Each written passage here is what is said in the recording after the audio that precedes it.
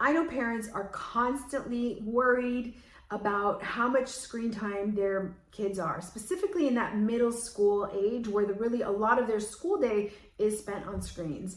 So we all know screens are not going anywhere. The internet is not going to disappear tomorrow. We also know that executive functioning skills are directly influenced by screen time and how much time our kids spend on the internet. So let's look into ways we can offset the screen time while still developing our middle schoolers' executive functioning skills. I found this really cool research fact. Current research is now showing that we don't need to be as worried as to how long our kids are on screens. We should focus more on why are they getting on the screens. So what they're finding is screens interfere the most when our kids are using it before sleep to get to sleep, right? So the reason to be like, oh, I need to go on my iPad to get to sleep. The other reason is when they're using it for passive. So like you're bored, there's nothing to do, let me go on YouTube, right? And the other reason, which kind of piggybacks on the passive reason, is they are struggling with something, and instead of trying to figure it out and build that problem solving skills, we go on the screens. So what does that look like? Our middle school years are full of navigating relationships, right? It's navigating relationships with the 7 different teachers. We have 7 different kids that sit next to us throughout the day. We have a new school, we have a new environment. It's also the time developmentally where our middle schoolers are supposed to, gently pull away from their home family and start making those relationships out in the community. So as we can imagine, there's a lot of, tricky situations, new social situations that need to be figured out, and they're hard, right? So if we are avoiding those hard things and going on to internet, we not only are avoiding something, but we, in a bigger picture, is the kids are missing a big developmental milestone that happens at this time, right? So this is where we go back to the research, and it shows we shouldn't be worried about how long they're on it, more the reasons that they're on it. So if they're using it to avoid social situations, we want to be concerned. We want to put a different strategy in place for them. Sleep,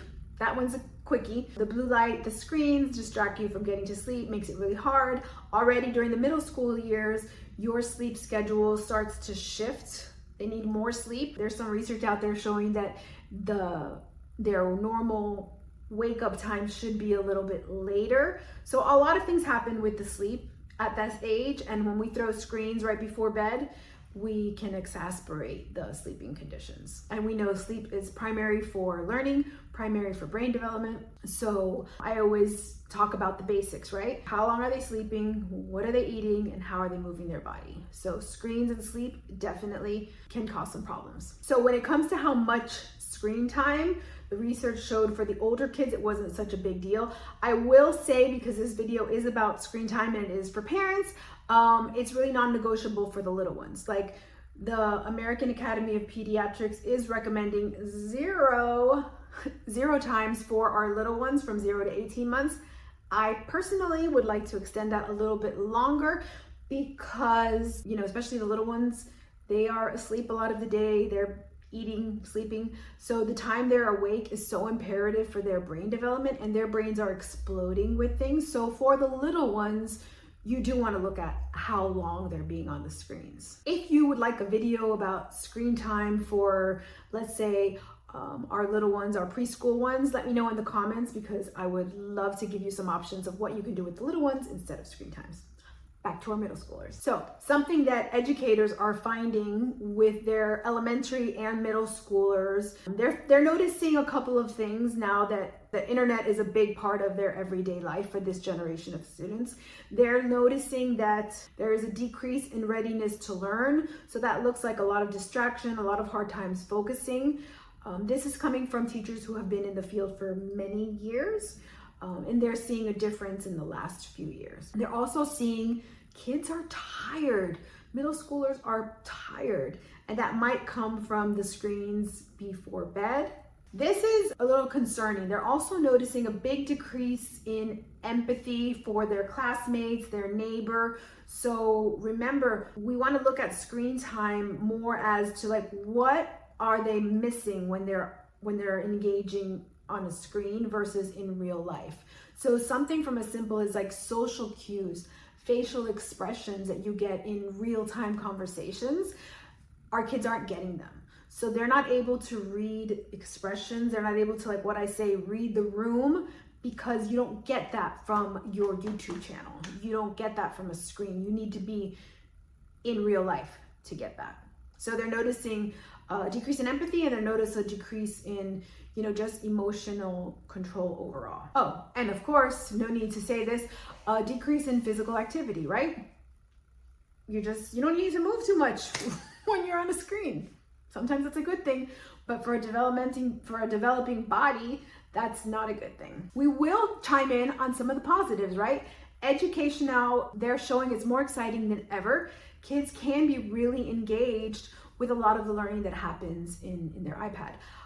They're showing that there's a lot more increased collaboration, because now it's so easy. I work on a doc here, you work on a doc there, you can comment, I can comment, we can get on Google Meet, and instead of having to drive across town to work on a project together, we can do it on our iPad.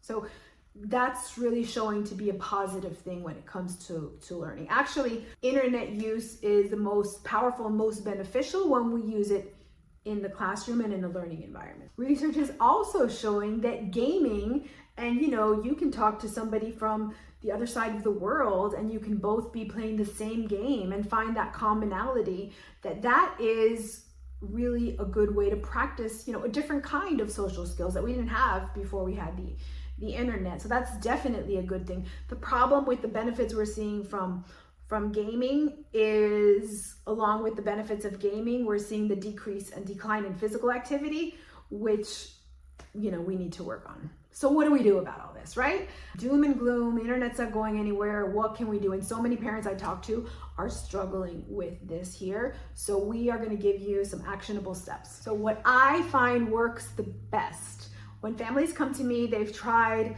taking it away, they've tried punishing, they've tried putting a timer. So what I find that works is kind of like a reframe of the whole, how do I deal with the screens? We want to schedule, and we want to let our kids know about real time. So instead of scheduling what they can do on a screen, let's reverse it and make it positive, and let's schedule some real time for your kids. So what does this mean? We get to have game nights now. We get to have dinner together without anybody bringing their phone to the tables, right?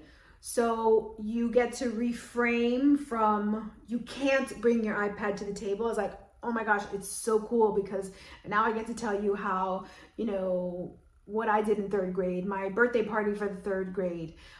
It takes a little bit of effort, but it takes away from the negativity of like, oh, you can't bring your iPad to the table, you can't bring your phone to the table, you can't be on your phone and win a game of Monopoly, right? So it gets us to introduce other things. Another thing you could do is, there's nowhere stated that you have to get a phone for your middle schooler if that's a problem. Nowhere is it stated that your kid needs to have an iPad.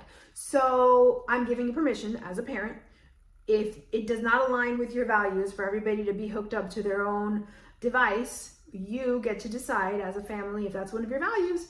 You don't have to have it. There's many kids that don't have phones in middle school, or I think now they're even getting them as early as fourth grade. The secretary in the school still has a phone for children to call their homes if they need to, right? So I'm giving you permission. You do not have to get your child a device. They may be the only one, but they're going to be okay. Remember, it has to align with what your family values are. When we're looking at the middle school years, and this is a beautiful time, we get to bring them into our decision-making process, right? So it doesn't have to be, hey, I decided that we're gonna schedule real time in our morning routine, in our dinner routine. From this time to this time, we're only gonna have real time activities. You get to bring them in. Hey, this is what we think is important. How do you think you'd like to include this in your day, The adults get to decide the schedule, the time of day they want to do it. I'm not suggesting you let the middle schooler decide if they want to do this or not. I'm suggesting that we include them into how it can look like for them, and maybe what kind of activities would they want to do during this real time. You'd be surprised what they come up with. Sometimes the kids are so relieved, they're like, oh, this is great. This one is probably a little bit harder, but look at your own screen time as the adult in the room. Like, right? Are you working on your phone 24/7? Are you bringing your phone to the dinner table? You know, your kids are going to look at you and be like, oh, this is what's normal to do. This is what's okay to do. So you're going to have to take a hard look at yourself and see if you want to make any changes as well. It's going to make it a lot easier for your middle schooler to jump on board if everybody's doing the same thing. When you're scheduling your real-time activities, remember the research showed that there was an increase in socialization because of the gaming, how easy it is to, you know, you get on your computer and you can talk to a friend from anywhere, but there was a decline in physical activity. So let's use the research to schedule an activity. So let's schedule real-time outside time, real-time exercise time, real-time riding a bicycle time. And then this one seems like a no-brainer, but it's so powerful. Everybody has a sleep space for their screens. So all the screens get put together in the same place. You may have a sneaky middle schooler, so make sure you're able to confirm that the screens stay out of the room or that the screens get put away at a certain time.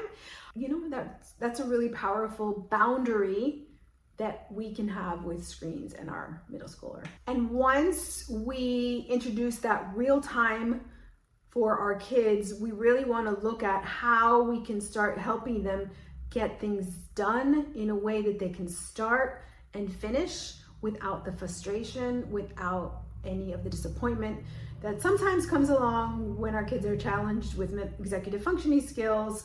That's what this next video is about. So I'll see you over there.